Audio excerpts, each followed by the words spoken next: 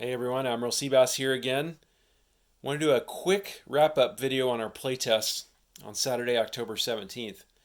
We didn't finish the game, but we didn't view that as a failure. In fact, Doug and I talked, and we both agreed that the playtest was a big success on the 17th. And the reason why is that we learned quite a bit about this game, and we got some amazing feedback from some of the players. And so I want to share some of that feedback with you right now.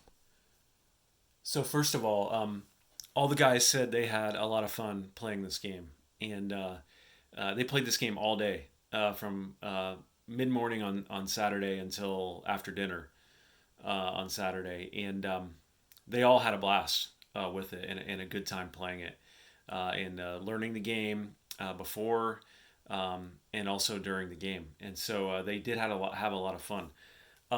One of the best feedback we got was on the diplomacy system and the insurgency system. And so you can see here, we got a pro USSR marker in Saudi Arabia.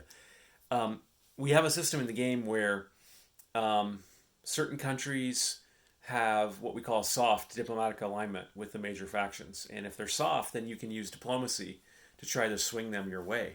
And if you swing them your way, they become fully aligned to you and they join your country. And Saudi Arabia here has been pro NATO, it's been pro US, it's been pro Warsaw Pact, and it's been pro USSR. And it's swung back and forth that way in the game. And the guys love that. They love being able to make a dice roll and seeing stuff happen and get quick wins instantly on the board. For example, here, uh,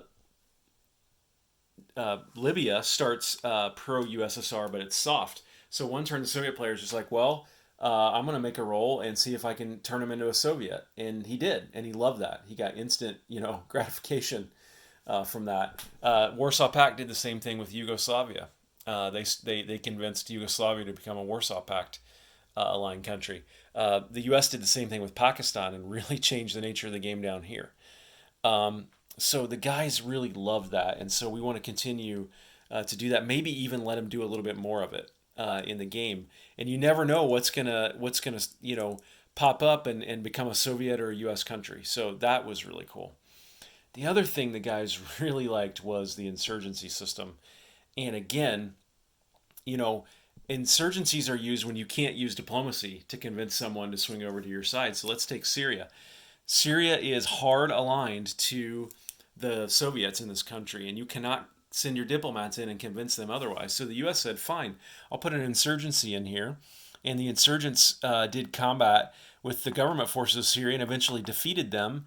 And this became American.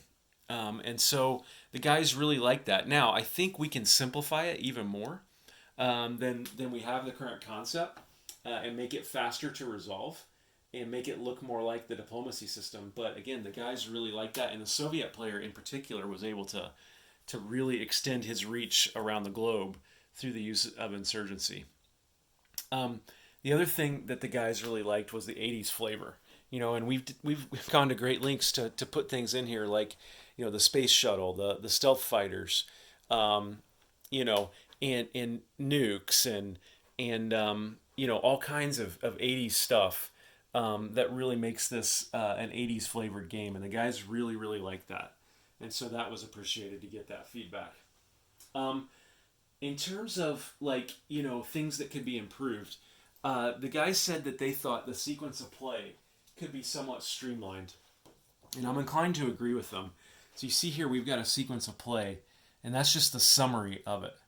So it's a lot, right? And so we're going to streamline that moving forward and see what we can do to speed things up and make it more intuitive about what you're doing, when you're doing it, why you're doing it, etc. Another thing the guys said is that you really need a system for escalation in this game. And this was really good feedback from Anthony, the U.S. player. He said, hey, the Warsaw Pact invades NATO. Why can't U.S. and NATO use nukes? Why can't they escalate it? Because right now in the game, you can't use nukes until you're at DEFCON 1, and you can't go to DEFCON 1 until like turn 5. in this game. And so we're going to think about ways that we can escalate things and move things up the escalation scale based on what's happening in the game to give guys more freedom to respond. Because U.S. players are like, hey, I got a bunch of nukes. My ally just got invaded. Why can't I nuke him now? On my next turn. Why do I have to wait until my next turn to use my nukes? It was a very fair question. And we talked a lot about it. And we're going to figure out how we fix that moving forward. So I thought that was a very fair comment. And then the final thing I would say is the Soviet and the U.S. player have a lot to deal with in this game. If you've played Global War 36 by Historical Board Gaming, basically the only big conflict happening at the start of that game is right here in Spain. Okay, you might have some stuff. Italy might invade Albania.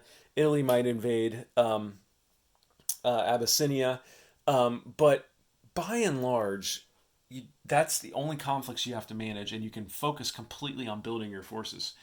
In this game, Iran and Iraq are at war at the start of the game. Angola and South Africa are at war.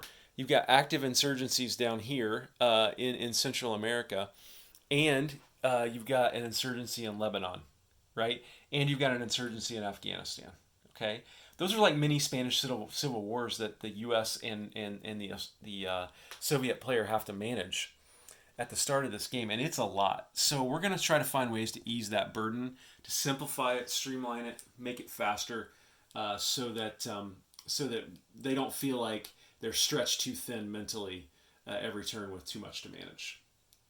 Okay, so what are the next steps for this game in terms of development? So what we're going to do is we are going to finish. I'm going to finish a couple of the turns solo. Definitely do turn 5 solo because that's nukes, and I want to show you guys what can happen with nukes in this game and how they can be used.